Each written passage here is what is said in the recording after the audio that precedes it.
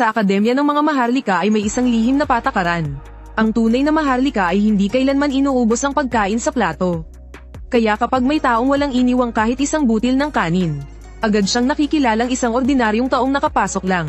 Isa itong larong pangmaharlika na dinisenyo ng 4 na tagapagmana ng Chable. Pumipili ng 100 freshman para sa role-playing. Ang hindi mabubuking ay makakakuha ng napakalaking premyo. Kung mabuking ay mapipilitang umalis sa akademya o magbayad ng 10 milyong bayad pinsala. At ako na nabubuhay lang sa scholarship, ay napiling gumanap bilang mayabang na anak mayaman. Kaya nga, nang pumasok ako sa campus na may dalang malita, at nakita ang grupo ng mga binatilyo sa gate, at mga dalaga, walang pag-aalinlangan akong nagsalita. Magsilayas kayo, ang mga gwapo at magagandang binata at dalaga na ito, ay hindi pa kailanman nasigawan. Sabay-sabay silang tumingin sa akin. Nang makasalubong ang aking malamig na mga mata, hindi nila namalayang napatigil sila. At wala ni isa ang makapagsalita. Kalmado ang aking tingin, walang bahid ng emosyon, parang isang marangal at mayabang na hari, na nakatanaw mula sa itaas sa mga langgam. Hindi sinasadya ay iisa ang naisip ng lahat. Ito ay tiyak na isang binatang may napakataas na pinagmulan. Sa harap ng ganitong tao, nahalatang mula sa pambihirang pamilya, kusang nagbigay daan ang lahat para sa akin. Ngunit taliwas sa inaasahan, hindi ako naglakad, sa halip ay basta akong nagturo sa isang lalaking estudyante at sinabi, "Ikaw halika at buhatin mo ang malita ko." Ang lalaking iyon, ay siyang unang nangutya sa 100 espesyal na estudyante. Nang insultuhan niya ang 100 espesyal na estudyante, punong-puno ng pagmamataas ang kanyang mukha. Ngunit pagdating sa harap ng batang ito, siya ay parang isang mapagpaamong poodle. Maingat siyang nagsabi, "Masaya akong maglingkod sa inyo. Ano po ang inyong pangalan?" Bahagya kong kinunot ang aking kilay. Ang apelyido ko ay Kiao. Kiao Jing. Hindi maiwasang magduda ang lahat. Sa mga kilalang malalaking konglomerado tila walang apelyidong Kiao.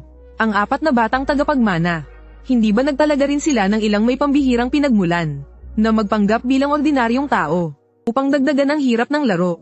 Biglang naunawaan ng lahat. Kumbinsidong ako ang nagkukunwaring ordinaryo. Isa sa mga batang nais pahirapin ang laro. Sayang lang kahit gaano pa kababa ang loob ng batang iyon. Hindi maitago ang likas na marangal na tindig. Kiao Jing, Ginoo, saan po ang inyong dormitoryo?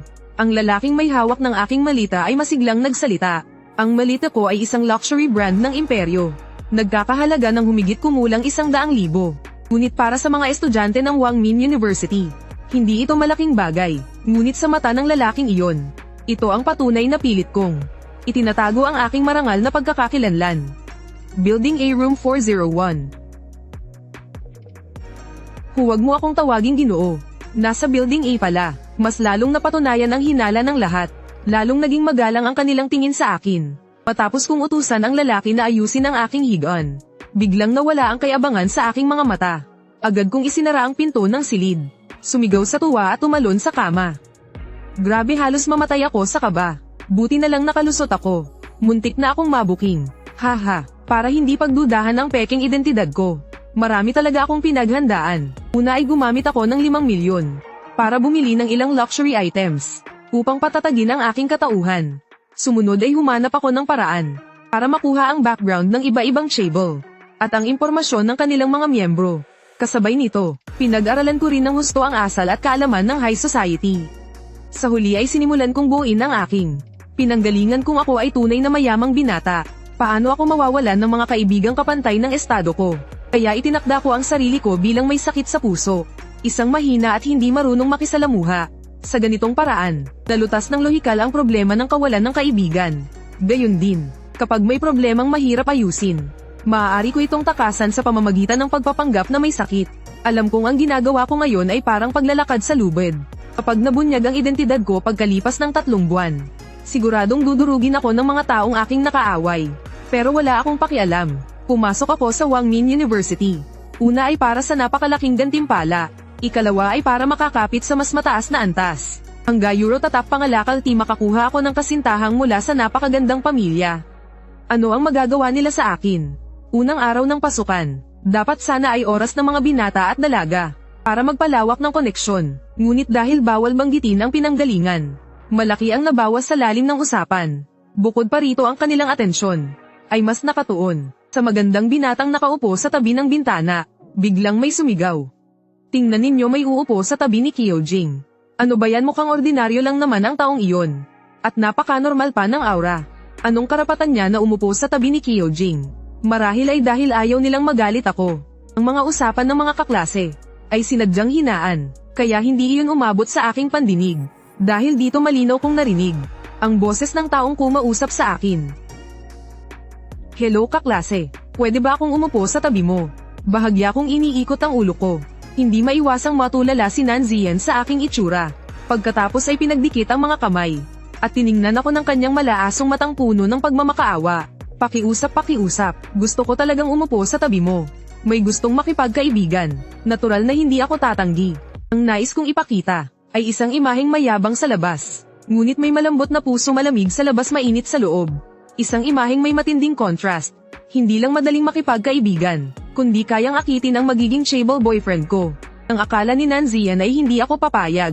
Bigla niyang narinig ang isang boses na parang musika. Masayang sinubukan ni Nanzian na silipin ang aking mukha, ngunit napansin niyang muli kong ibinaling ang ulo. At nakatuon sa tanawin sa labas ng bintana. Hindi siya nakaramdam ng pagkadismaya. Mabilis niyang hinayla ang upuan. At sabik na umupo sa lounge. Ini-scroll ni Wo Wailin ang screen ng kanyang telepono. Tinitingnan ang video ng mayabang at malamig na binata. Puno ng pagtataka ang kanyang mukha. Kyojing, bakit parang wala akong maalala tungkol sa taong ito? Naging interesado si Pu Zinyaw. Inakbayan niya ang leeg at tumingin sa phone ni Wo Wailin, na agad nakakuha ng atensyon ng binatang si Wo. Nang makita niya ang napakagandang binata, natigilan siya ng isang segundo. At saka bahagyang ngumiti. Talagang napakaganda ng itsura. Malakas siyang siniko ni Wo Wailin. Sa ganitong itsura ng binata, imposibleng hindi siya kilala sa circle. Pakiramdam niya ay medyo pamilyar. Nag-scroll si Pu Zinyaw ng ilang post. Habang tumatagal, mas lalo siyang naeengganyo. Sabi niya nang parang walang pakialam. Normal lang naman. Mahina raw ang katawan niya. Matagal nang nakatira sa ospital. Bihirang makihalubilo. Ikaw na batang Wo ay mataas ang pamantayan. Ilang tao lang ba ang talagang naaalala mo? Matapos marinig ang sinabi ni Pu Zinyaw, hindi na nag-usisa pa si Wo Wailin. Ngunit, napunta ang atensyon niya sa pagiging mahina ng katawan ni Kyojing. Ano bang sakit niya? Nakaupo sa tabi ng bookshelf. Sa wakas ay nag-angat ng ulo si Lan Yiwen na nagbabasa. May banayad ng ngiti sa kanyang mukha. Hindi ito karaniwang tanong na galing sa iyo. Naiirita si Wo Wailin at kumaway ng kamay. Wala, nagtatanong lang ako. Marahang hinahaplos ni Pu Xingyaw ang screen. Tinititigan ang aking perpekto at maselang mukha.